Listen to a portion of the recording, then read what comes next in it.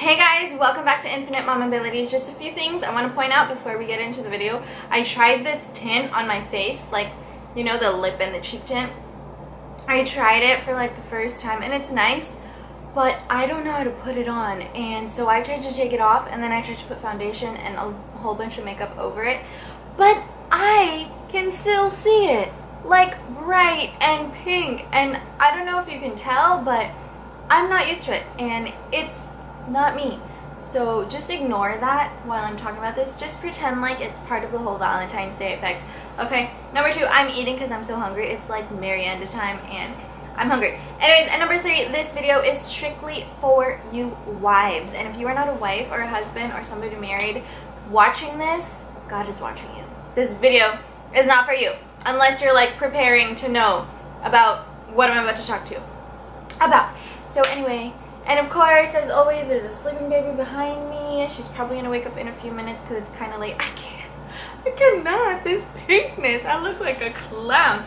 Anyways, happy Valentine's Day, everyone. It's Valentine's Day, and obviously, if you're a wife, then you have a date for today. It's either you guys are going out, or maybe you're at home watching this and you've already gone out, or maybe you are just stuck at home with a newborn, or you just don't like going out. Like personally, me and Lester do not go on Valentine's Day dates because it's just like too crowded. Okay, so since it is Valentine's Day, I was like, maybe this is the best time to talk about a topic that isn't really always talked about. And you saw in the title, I'm going to be talking about sex before kids and after kids. And the reason this came up is because somebody asked me recently, she was like, wait, you have 3 kids and you're still doing that? And I was like, yes. But honestly, I cannot blame her for asking that or even thinking that, because I used to think that way. And I really cannot blame her, because a lot of the times this is what sex after kids looks like. Please don't touch me. I haven't taken a shower today. Or yesterday. I'm so tired. Okay, I'm ready. Turn off the lights. Close the curtains. Close your eyes. Just do it. Don't look at me. Sorry, babe. The baby's awake. Gotta, you know, go to the baby. Moms, like this video if you can relate to any of those. So a lot of times, really, there are moments that you feel like sex is not as great after kids as it was before. Our husbands should understand these excuses 100% because they are valid reasons. You know, we are tired and we're just like gross and not feeling ourselves. But at the same time, I'm gonna give you just 2 reasons among many others why it's still so important to keep the fire burning even when you feel that way sometimes. My number 1 reason is because sex is a husband's number 1 need. You know, the way that according to his needs, her needs, and according to like experience and just knowing men, sex is a man's or a husband's number 1 need. Like for us women, it's conversation, and for them, it's sex. And you know, as a whole, marriage is so much about being selfless, you know, serving the other person, letting go of our selfishness or the things that we want, to put our spouse first and to put our spouse's desires first. And that same thing applies even in sex. I remember reading this book a long time ago. It was called The Submissive Wife, and I was reading this when I had just given birth to my first baby.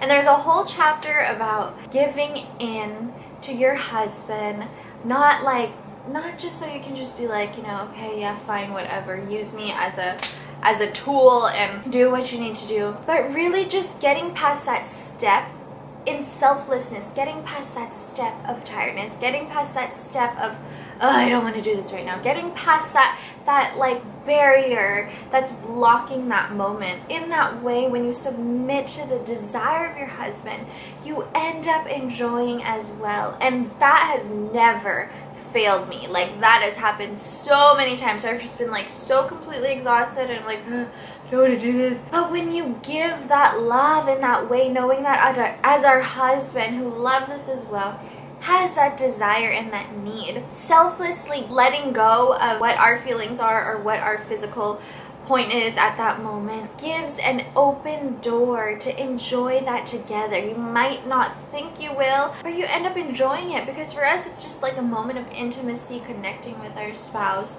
And don't waste that moment. Don't give that moment up. So that's my number one. It's my husband's number one need. Sorry that I'm eating, I'm so hungry.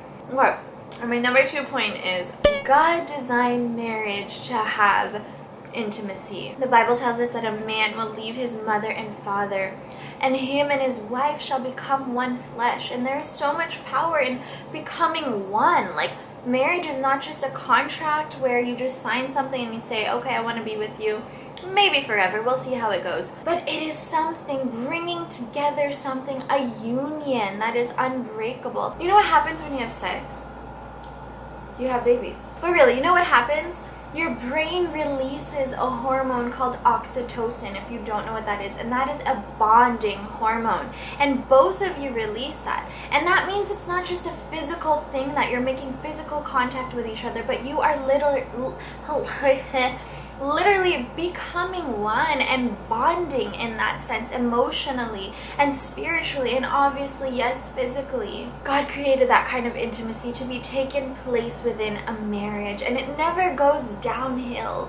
But the more you bond together, the greater that bond becomes. And so when there is an open door for you to say yes to your husband, or when there's an open door or an opportunity for you guys to have that bond, take it. I know, moms, it's hard because we get tired, we get stressed out, we get like, this is not even a priority for me anymore. But we have to understand the importance of intimacy within our marriage. It's not just about my number 1 point about giving your husband what they need, though that is very important, but it's about coming together and fulfilling part of the purpose of a marriage that God has intended for it to have. So ladies, happy Valentine's Day. I hope you have a wonderful night tonight. I just wanted to remind myself making this video, as I also remind others, that there is so much power in having sex after kids. You know, the world will say, ew, the world will be like, well, you have kids, your whole life is about your kids now. The world will say, like, that's not an important part of your relationship anymore. And sometimes, you know, the husband might end up finding it somewhere else. But I'm telling you now that it is meant to get better and better and better. And you know, I don't believe in like testing the waters or having to try each other out before getting married so that you know that you're compatible. Because hello, I mean, a man, a woman, if you're both working properly, it's gonna work. And it just gets better and better. And it never gets as good as it is as when you do it in the intended purpose that God has given sex, and that is within marriage, even after we have kids.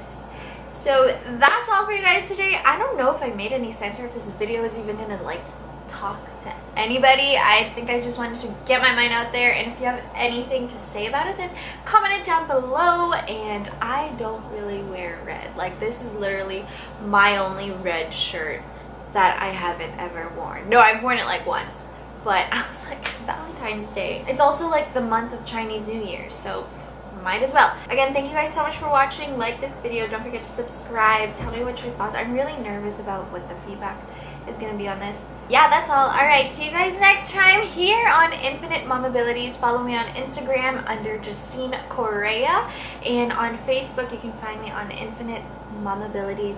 All right, thanks guys. See you next time. Bye.